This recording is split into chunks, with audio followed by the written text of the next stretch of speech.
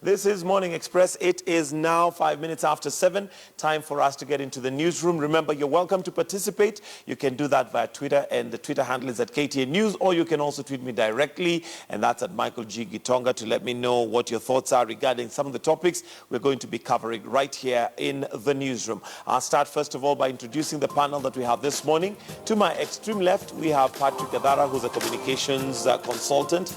Good to have you, and good morning. Good morning. Karibu sana. Happy to be We here. also have Crispus Yankem, who's also a communication consultant. Good to have you too. Thank you, Mike. Karibu. Good morning. Last but not least, we have David Ohito, who is a digital editor with us here in the Standard Group. Karibu sana. And good to have you. Right, let's start first of all with, of course, some story that is still breaking, and we're still getting details coming in. But this, of course, is a war that has been fought by world over, and this is specifically in Turkey, where there was an attack yesterday night at Turkey's Istanbul airport, and we have 36 people dead. We have 147 injured, and this was done by suicide bombers. There's some shots there from Turkey airport, and we already have the president has sent his message of condolences, and also he has, and we also have the EU, we have the White House who have sent their condolences. The Prime Minister of Turkey says the attack appears to have been an Islamic State militant. One attacker opened fire on the departure hall with an automatic rifle, sending passengers diving to cover before all three blew themselves up or around the arrival hall. The attack on Europe's third busiest airport is one of the deadliest in a series of suicide bombings in Turkey, which is struggling to contain the spillover from neighboring Syria's civil war. So, gentlemen, maybe let me start with you, Gadara, in terms of, first of all, just the war on terror. Not specifically on this one, but the war on terror, and possibly if we need to do more from, our reportage end regarding, the war on terrorists. Okay, well, first, I think, I would condemn what has happened in Turkey. I think that is atrocious. We have to remember this is very similar to what happened in Belgium.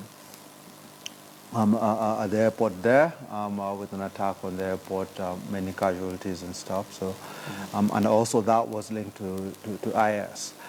So that, I think, is quite atrocious and needs to be condemned by everybody. I think many condolences, of course, to the families and those who've lost loved ones.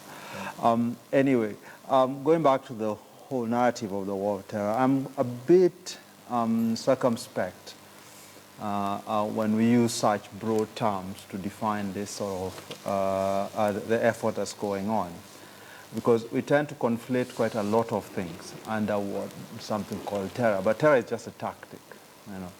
We need to distinguish exactly what it is that some of these groups want, which are the groups that we need to go after, and what are the various mechanisms that we have at our disposal. When we simply brand things war on terror, then it becomes difficult for us to distinguish. There are people we can talk to, there are people we can't, and stuff. So we kind of limit our options. And bring it back home, same thing we're seeing in the northeast, and also with the threat from Somalia. We tend to conflate a lot of what's going on, some of which is actually just internal Somali political confrontations that then utilize or exploit what Al-Shabaab is doing. And we conflate that with something called a war on terror, which means we go out there making enemies of communities that we shouldn't really, that we can actually sit down and work out political compromises and discussions with. So I think the first step for me would be to get away from that term, war on terror, and that feeling that and to start describing what it is. So there are elements within Shabaab we cannot talk to, that we need to go after, we need to kill, capture. But there are other politics within Somalia that we need to be cognizant of, and also politics within Kenya. There are grievances that communities have that we can't simply sweep under the carpet of, oh, these are just terrorists. We need to sort out those grievances. Okay. So when we have these broad terms, I'm quite circumspect about using them. All right. David Ohito, your comments on this particular attack and generally, well, Gadara says we should not say the war on terror, but reportage on terrorist attacks. Well, this is another disturbing news that started last night, and the attack on Atatürk Airport in Istanbul is really a setback to the international community. We are not sure if any Kenyans may be casualties yet. The officials are still trying to verify the numbers, though the reports show 36 are confirmed dead and several wounded in the attack. And some are Turkish, others are foreigners, but we don't know who is who yet. Who is who yet. Yeah.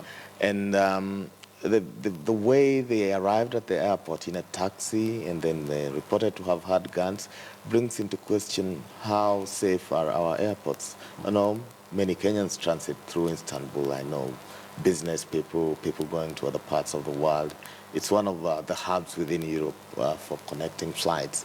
And it's really disturbing. Could somebody have slept on the job? The big questions we keep asking ourselves. And then remember, this is the month of Ramadan, where we expected these even extremists to at least go slow and observe the very month they respect within their so-called faith. If indeed they are Muslim, because there is also that debate as to whether they actually, they say they are Muslim. Yes, they have been. I think the ISIS have already just owned up that they were behind the attack, and that leaves a lot to be desired. But that shows you how these people have remained potentially dangerous to the rest of humanity. No country is safe, and as the Turkish president has said, I think we need unified approach to it. All right, Yankem, would this be an opportunity for us to also just come back home and look at some of our security apparatus, given that if they drove it to the airport using taxis, and strangely enough, I was thinking about this yesterday, when you go to any mall today, they will ask you to open your boot, you'll open your car, they'll inspect that, but really what are they looking for? I asked one of the guards yesterday, what exactly are you looking for? And he said, unajua tu ni kazi tunafa. As in, so would it be an opportunity for us to also now highlight and say, look, we have these things that we do which have become routine, but really in terms of security, are we more secure than before? I think it is interesting that you raise such a question, because it is something that I've also posed to one of the guards in an installation that I was driving into. But again, regrettably, I think 36 is a big number to be lost in a single incident. Remember, Turkey is not your normal country, cannot actually be compared to countries like Kenya. Turkey is more established in terms of even technology, and for people just to drive in an airport and kill 36 people, I think that is something, it is actually a wake-up call to the rest of the world, especially coming after the Belgium incident. But coming back home, like you put it, I think it is time. It offers an opportunity for us to start relooking at our laws, relooking at what we've done in terms of containing terror. Remember, we've been talking about the construction of a wall between Kenya and the Somali border. I think Ohito has to take that step and tell us how far that wall has gone. And for the Ministry of Interior and even Defense, I think the attack in Turkey and such kind of attacks in established countries, I think offer an opportunity for them to start raising those critical questions and asking themselves whether we are actually prepared. Is it time even to start training our guards in terms of even inspecting or maybe containing terror before it happens? Because, like you put it, when you talk to guards, when you talk to security officers who man establishments within the city, even without, they'll actually tell you that when they inspect your car or open your boot, they're looking for a bomb, without even knowing that a bomb could be in this form of a pen. So I think it is time that we woke up and started confronting the common enemy. Okay. Yeah. Now, there are some of the things maybe we can bring to the fore once this has happened.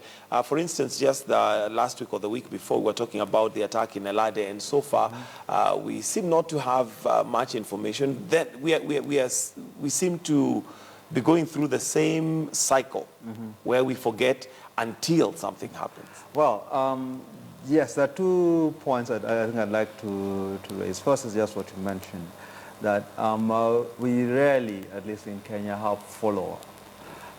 And it's not just a media thing. I think although the media, I think, is quite culpable for letting the society forget, but we do tend to very quickly move on. Our airport has been attacked. You know, you remember the exploding bulbs that we were being told about by the then Inspector General. But that was an IED that was in the airport. You know. I know they have upgraded security at the airport. We now have to go in through more checkups before you actually get to the building. As you mentioned, again, what are they actually looking for? You know, do they know? And do we actually learn from incidents such as in Turkey and Belgium? Do we send people there to go have a look, find out what failed? You know, how did these guys do this? So then, how do we upgrade our security back here? So this is why it's important, even for us, to look at the same incidents that we have suffered, and then to ask ourselves, what were the failures, you know, and to go through that. The second thing for me that's important is not to just have a broad brush where it is seen that any action is legitimate simply because there's a threat. So when we speak of a war on the border, we should be asking, what's the efficacy of this war? You know, what's actually our general policy, you know, direction towards stopping terror attacks, learning from them, you know. When we had in 2013, 2014, parts of 2015, when we had this sort of continuous attacks, what did we actually learn from that?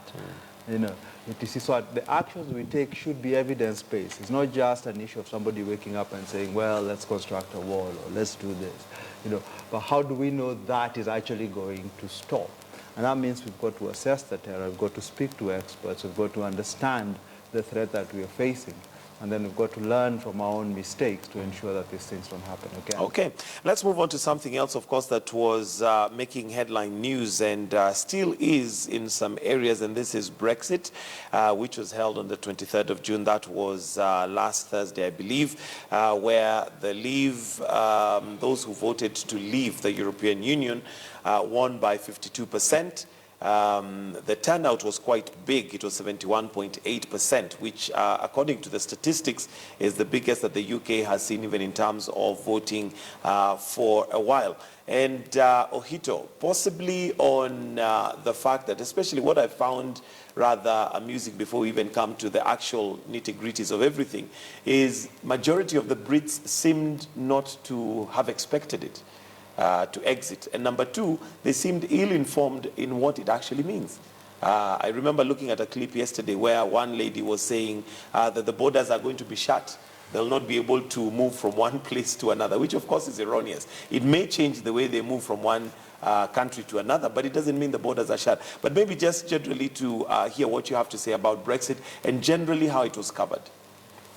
Well, Brexit was such a shock. I think it's good to remind viewers that it was initiated by the British PM, David Cameron himself, and he later on fell on his own sword. So to that extent, I think in terms of politics, of managing the entire exercise, pitching a good campaign to educate voters on what it all meant, I think Cameron failed, and which is why he has tendered his resignation as he manages transition over the next 3 months. But after the vote itself, I think the Brits themselves were very shocked, and they started looking at how this will impact them.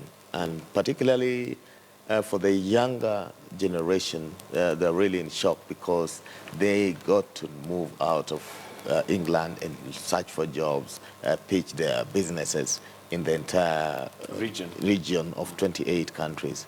Now, less England or less Britain, they have 27 economies, and they have to renegotiate with these people. It will not be easy movement for them as it used to be. But above all, I think I saw quite fair analysis coming from our own reporters, bringing to studios experts who understood how it will impact the financial markets, the export markets and the import markets, the number of vehicles, for example, from UK into Kenya, the flour exports and fresh produce from Kenya. And I think to that extent, I must say kudos to my colleagues in the media house. You did a good job. Crispus, in terms your comments on, first of all, maybe we can start with the British media, how they projected this to the rest of the world, and whether even their own locals really understood what the exit was all about and the effects. You know, it is interesting. I think the Brexit story is a typical example of how a country makes certain decisions that are critical without even taking into account the implications. And Britain is certainly an example of that. And it is a great shame for such a country to have taken a decision without majority of its citizenry having prior knowledge of what it meant and appreciating the implications. No wonder even after the referendum had been taken, the vote had been taken, you could see a lot of them taking to the social media trying to find out exactly what it meant. It was such a shame. But without being contemptuous about that decision, I think kudos to the outgoing Prime Minister, David Cameron, for having taken that bold step, because reading Nick Cheesman over the weekend, his analysis on the entire thing, and his actually appreciation of the entire thing, and his take on Cameron, I think it was a gamble for Cameron, and it was only incumbent upon him to take that kind of decision. But as far as the British media is concerned, I think they need to be blamed for failing to socialize their citizenry to appreciate the implications of that decision, because writing off a 40-year history in the EU, I think it is something that is regrettable unto the citizenry of Britain. But going forward, I think I want to commend the African media, and particularly the Kenyan media, because looking at the screens, reading the newspaper, I think a lot of analysis, like Ohito has said, was done. And right now we appreciate what exactly it means. But I think the missing link was to bring the story home in terms of now looking at the other bodies within the East African region, the EAC, what it means to us, because this is a pregnant question that we must confront. Do we actually want to have that EAC? What will it mean for countries like Kenya? How will certain countries like Tanzania take it? Because we still have that sibling rivalry. And comparing our situation and the situation of the EU and the Britain, I think that is something that we should discuss. A discussion yes. we should have, Gadara? Yes. Yes, I think first we shouldn't be too prescriptive here. I think while many were shocked and surprised by the decision, when you go into a referendum, it's a choice. Now, the question, I think, is not whether it's yes or no, but whether the yes or no is based on information. It's an informed choice. So it's not just condemned because it was a no, or it was a vote for leave. I think, for me, the British media, I think, itself failed in two aspects. First, of course, in educating their own citizenry. Their citizenry. But also, you've had a certain fringe, well, you'd call it fringe, but it's actually one of the largest circulating pieces, media, like, the Daily Express, etc., that has been pushing this sort of anti-immigrant bent, And sort of, you find many politicians jumped onto that, the Farages, at the end Boris went with them, and they crafted this campaign essentially on a very xenophobic, very untrue, some of the statements were making about the EU were false, And they drove that, and I think the media should have come out to counter some of this that was being put out there. Bring it back home. I think for us, there are several lessons we can learn from that, and that first is the critical role of the press in actually holding the statements that politicians make, holding them to account, allowing people to be able to interrogate the issues, what they are. And we can see that the dangers of actually not doing that. Secondly, I do agree with Christmas here that in terms of bringing the story back here and explaining, what are issues, number one, that stem for us from the EU. And they're not just economic stories, and they're not just about Britain itself. They're also about the EU, which is going to take a hit, because this is what they're, I think, the second or third largest member. I think it's the second largest. So the EU itself is going to have problems. Already in terms of funding, if you look at AMISOM, they'd already started cutting the funding they're giving, and they're the guys who actually pay our soldiers there. So what else would we suffer? And I think we need to have to be much more clear about that.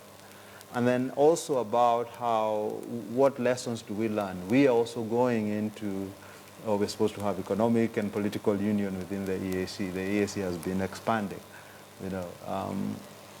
so we need to ask what's again in it for us. Do we want to stay? Is it, and let's make the case so that people understand. So we don't have just a union of states, of governments, a union of peoples where people actually understand what they're getting into, what the benefits are, and what some of the potential risks are. But the critical thing, Mike, also to look at is how critical media within the UK took sides with the referendum. The Guardian, for example, saying we are in, we stand for in, and we support staying within EU, and that shows kind of directions. Yeah, not really partisan. That it's the right of a media house to take decisions on what candidates, on what issues in a referendum. But the big question, would it be right for a Kenyan media house to say take a side on a referendum? Those are the bigger professional questions that we now ask. If Kenya was to go to a referendum on any issue now, whether IEBC or a different matter, would it be right for KTN? But then the question, Ohito, of course, would be, what is our responsibility? We'll go back to what is our job as the media. Is it to inform and leave people to decide, or do we take a stand? You educate and inform. Yes, but there's no problem with taking side. In the US, media houses endorse candidates every other day. In the UK, the same.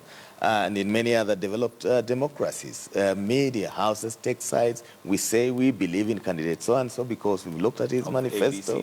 ABCD. There's nothing wrong with Doesn't that antagonize you? Should it go the other way around? Gadara, do you think it's okay for a media house to take sides? Well, I'm quite happy with the media house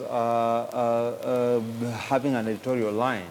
But I think they need to be clear that, yes, this is what we're pushing for, but in terms of educating the media, the public, and in how they report, they should be careful that they don't allow that to then color their presentation of facts, because arguments go both ways. They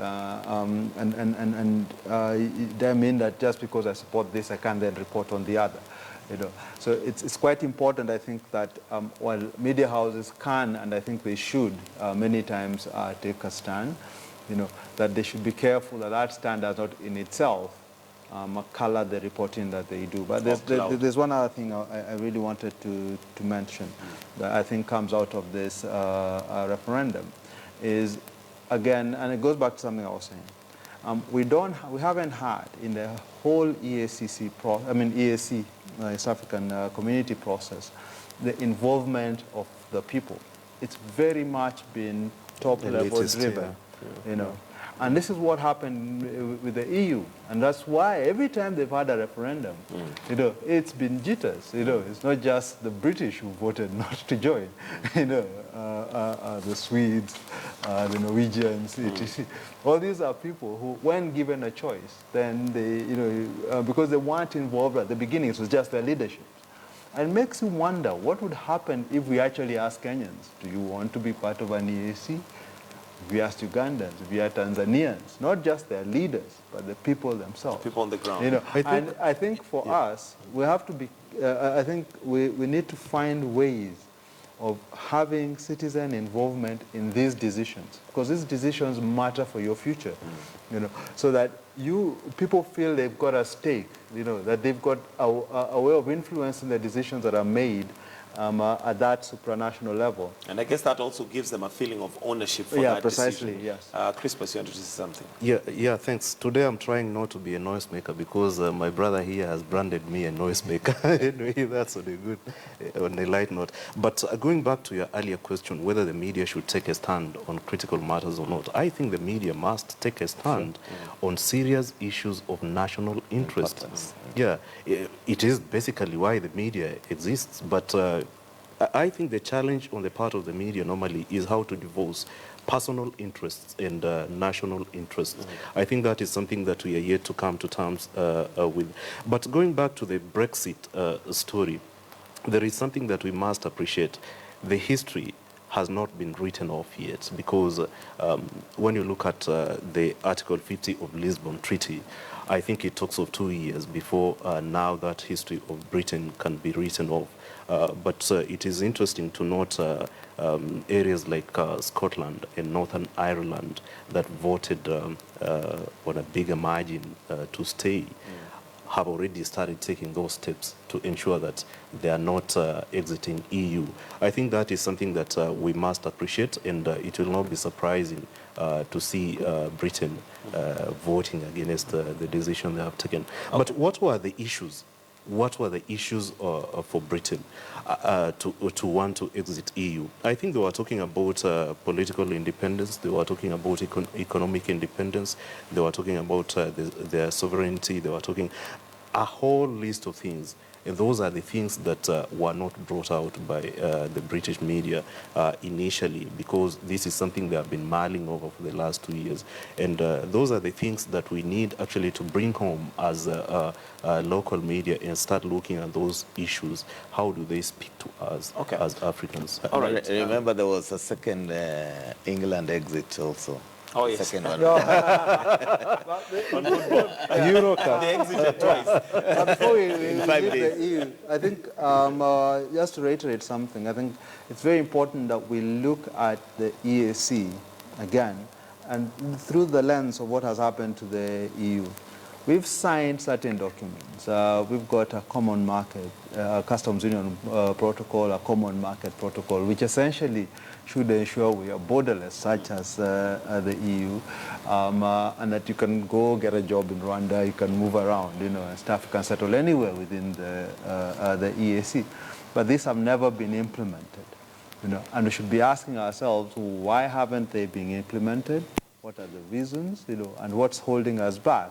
And then go back and inform people, what are they losing from this, or what are they risking if they actually go into it. So I would like us to have a much more vibrant discussion about what the EAC is, what its purpose is, and whether it's a project that we really need to be pushing forward, or as it is now, sort of marking time, and okay. stuff. I want us to move on to something else, but maybe before I do that, I want us to look at school unrest. But Yankem, before we do that, maybe lessons learned from Brexit and which we can apply here, and especially to do with leadership.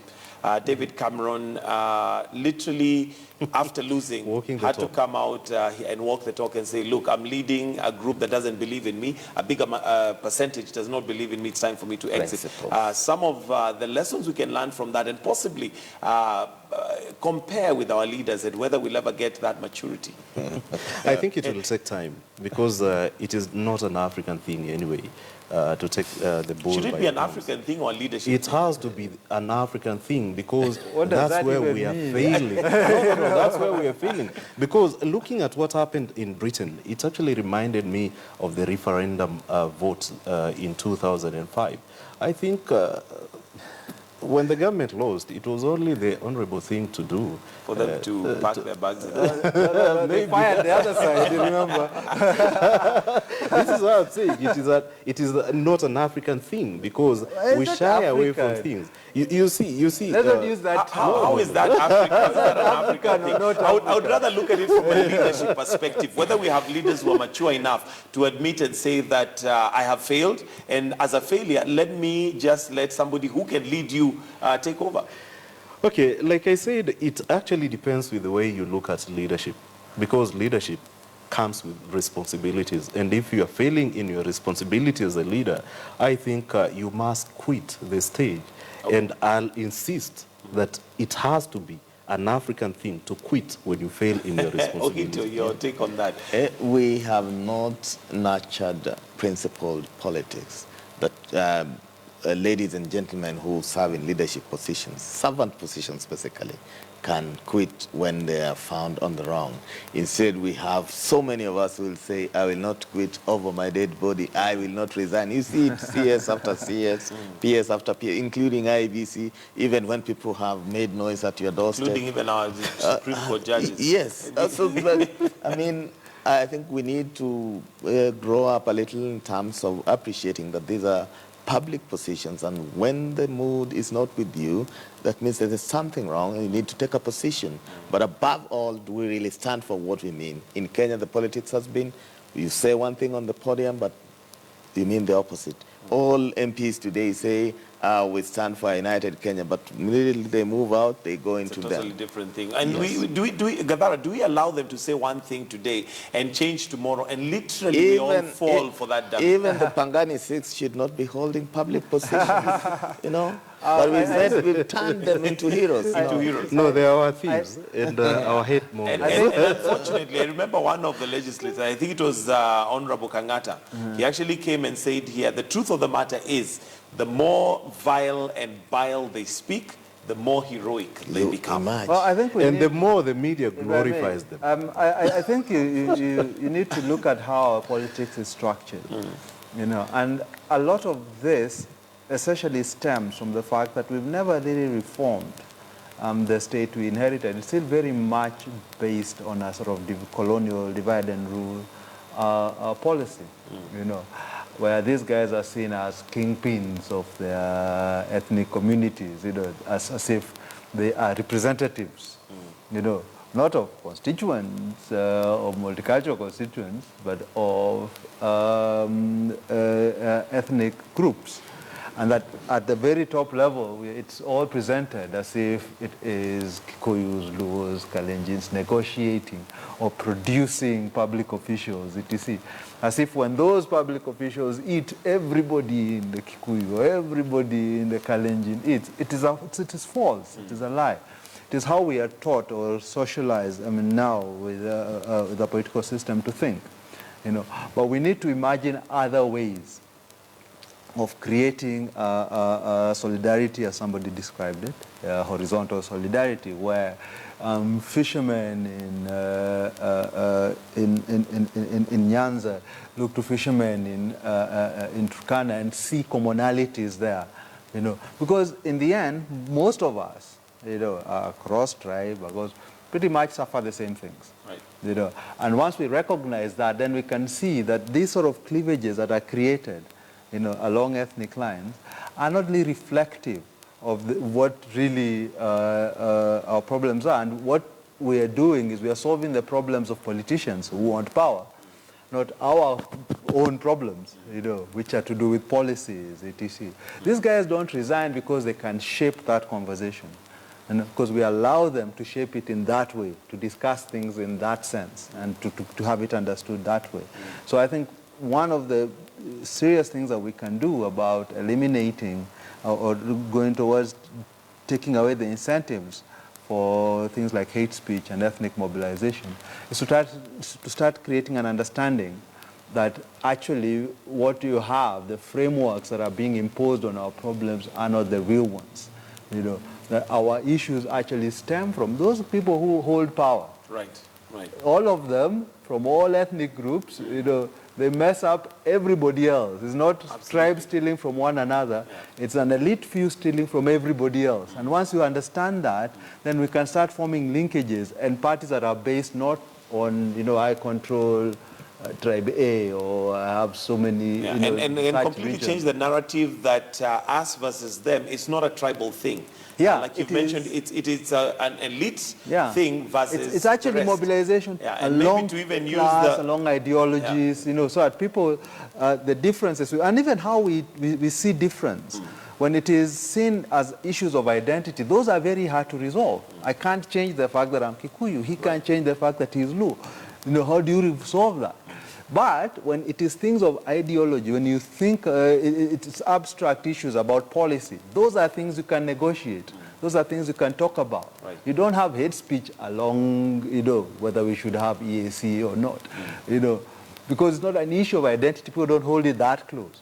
And that's what I'm suggesting is let's form a new politics, a new understanding, that we can actually organize along lines that are different. Completely different, not tribal. Ethnicity. All right, let's move on because of time to another issue that has seemed to be rearing its ugly head, and this is to do with school unrest. And I remember some time ago, we compared CS Dr. Matiang'i to the late Mishuki.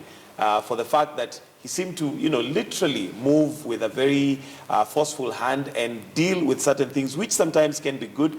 But are we putting systems in place that deal with issues, or is it individuals that do that? And maybe first of all, looking at the Standard today has done 10 causes of unrest in schools, whether we have addressed the actual issues, starting with you, Ohito. It's really a sad scene that we have seen with the wave of unrest.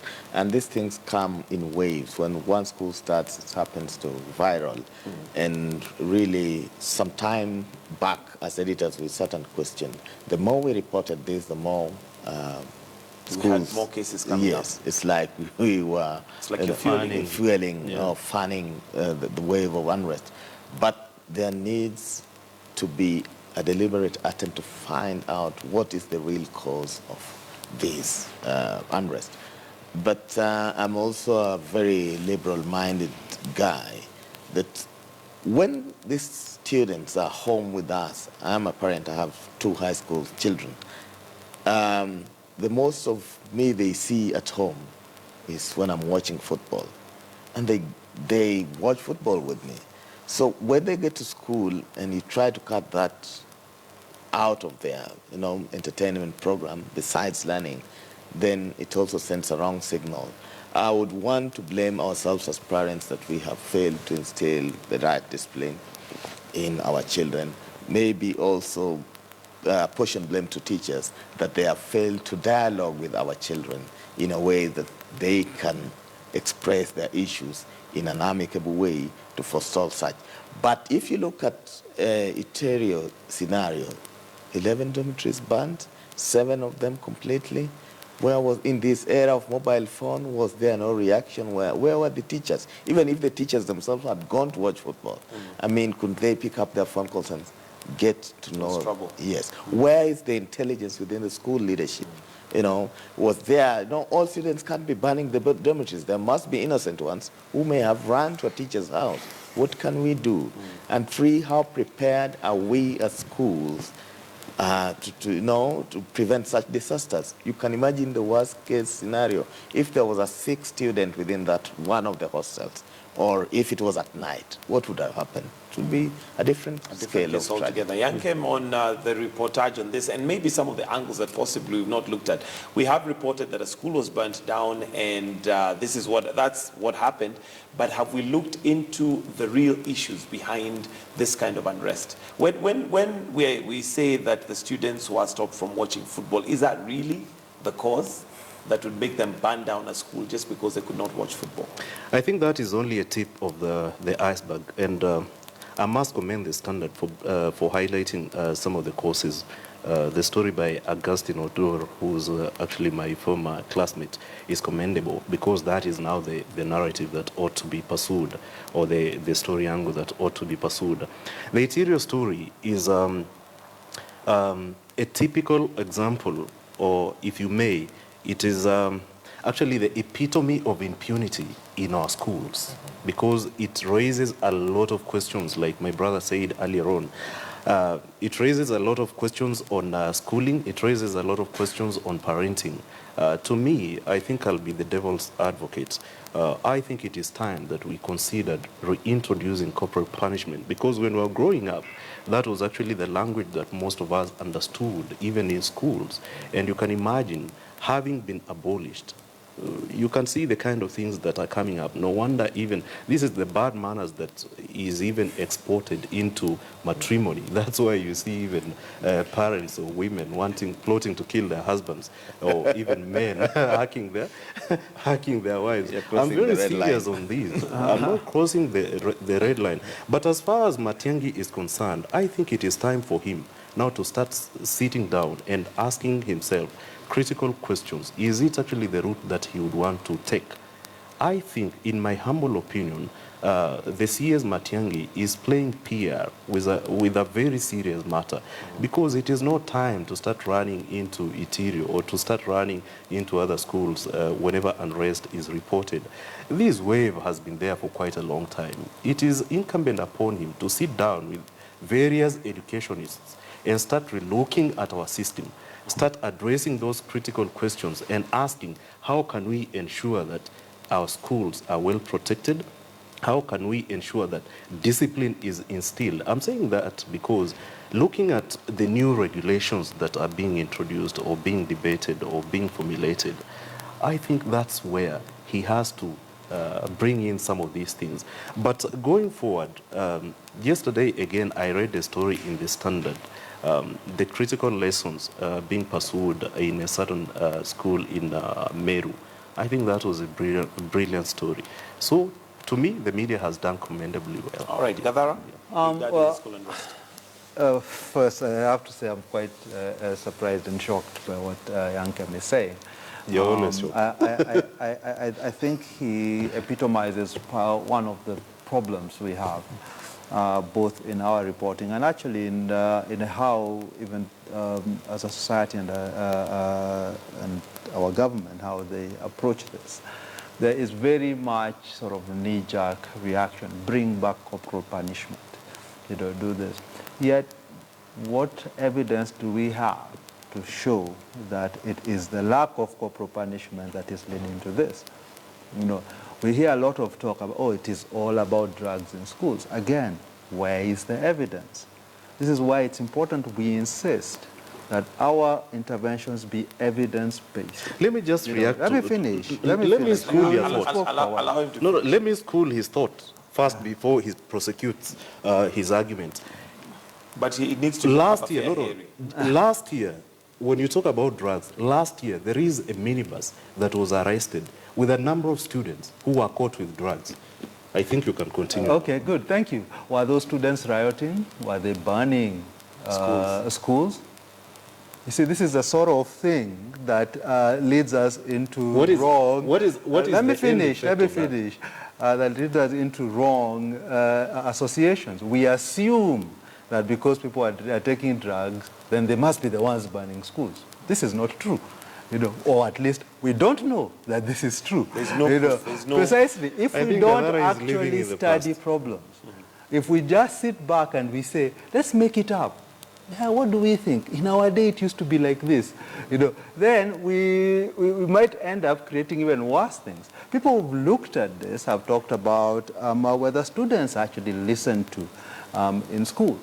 What are relationships between two students and teachers? What are mechanisms for actually solving grievances? These are not things that just explode from nowhere. And secondly, we've had them for a very long time. So we need to go back and look at that history. Don't forget, we've had, as Matiang'i was talking about yesterday, we've had several task forces, at least two, we've had several independent guys looking into these, compiling reports. Where are these reports? And this is what I think our media should concentrate on. Where are they? What are they actually telling us? And let's interrogate the reports themselves, because a few that I have read, for example, the issue of drugs, do the same thing Yankem is doing. They simply state, yes, there is drug use in schools, and then they conclude that because that is happening, there must be. Yet nobody has demonstrated. Let me finish. Nobody has demonstrated that any of the guys who are walking, who are going around burning, were doing so when they were under the influence of drugs. Nobody demonstrates this. Nobody goes out and says that people who smoke are more likely to burn down a building, than those who don't, students who smoke, etc. Nobody has looked into this. It's assumptions being made. And these assumptions, you know, as somebody said, assumptions makes an ass out of you and me, you know. So we need to be careful about the assumptions we make and to make sure that we actually subject them to a test and to see whether they actually make sense. You know, before we start saying, oh, let's bring back corporal punishment. Okay, Let's do all right. this. We need to summarize just because a of quick time. one. Very A quick briefly, one, Michael. Very briefly. Scientifically, it is proven the use of cannabis sativa has got effects. So I think Gadara is living It definitely has He effects. It has effects like burning down buildings. The argument is No. that does not necessarily translate He to is school running unrest. away from the truth. The truth is the use of drugs in school Has an certainly influence. Has an influence. But does that mean that we did not have drugs in your day and age? There were drugs in schools even then, There was but there was not discipline. that kind of, sorry? There was discipline. Basically, And that's that's- what I'm saying. that's- We seem to be understanding one language. And this is why I said, other than considering the reintroduction of corporal punishment, we also need to look at other ways of ensuring that discipline Okay, is I want us to instilled wind in our up because of students. time. Let me ask Ohito, would you allow your children to go to a school where corporal punishment has been reintroduced? The talks about reform have been sequestered within Parliament is a bad thing, that we really needed to have much wider discussion, much wider community and societal involvement in resolving this, and I'm hoping going forward that that's not going to be sort of a door that's closed, that's going to be pushed But that is forward. happening.